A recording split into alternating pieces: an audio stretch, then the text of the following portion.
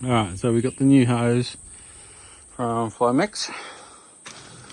So the Rampage 3/4 inch 300 foot coil, made in America. So we're down here pulling the truck apart because I'm thinking I'm going to use it on the feed line to the hose reel as well as the hose reel itself. So hose reel should take about 80 meters, about 250 feet, maybe a little bit more. So we'll wind it on that. Just run around trying to find some stainless steel clamps that are 26, 28. Because I put a bit of hose on a connection this morning as a test, and just to see the right size. And that one's there's a little bit of a space there. I'm not quite sure if it'll clamp all the way down. These are the ones I forced them on, but they don't go over that bottom section. But like you have to push, and you can get them onto there, but then they just bust. That little bolt just snaps in half. So we got that. Gonna re-glue the elbow. It started leaking down through here. So we're going to cut off the feed line to the hose reel, because that's the second time I fixed it on that stainless steel thing. So we're going to use the brass one. It's got a little bit of you can see the bump in the hose there. So it's got a little bit of a bump on the end of the head there. So when I clamp it down close to that, it should be a nice tight fit. Oh, there we go. I got two of them. See, it's got a little bump on the end.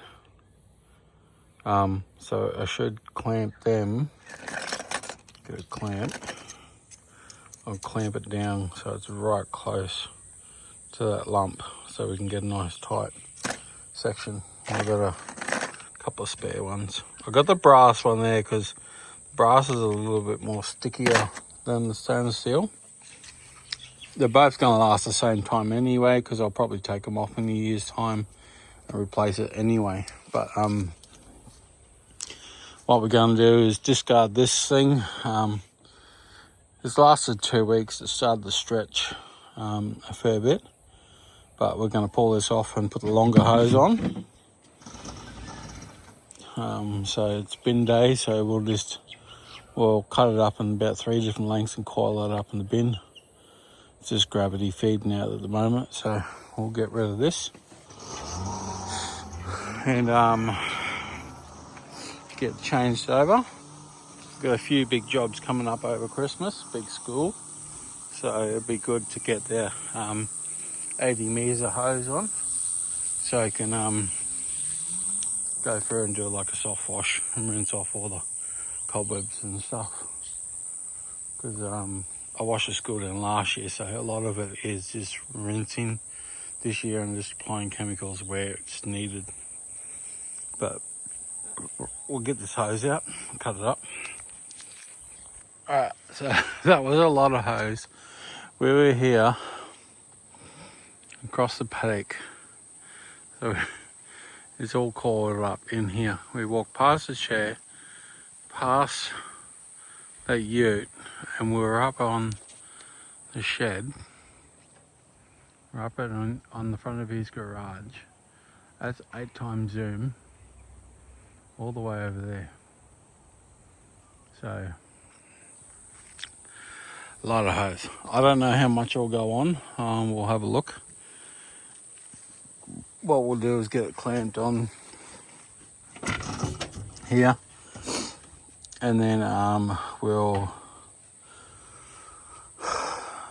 get some hot water. we'll get that clamped in, and then we'll wind it up. Whoops, it took the whole roll, 300 foot of hose. So I'll take out a couple of meters to run that line from there into there, and then it'll probably make it a little bit easier to wind up. So we'll probably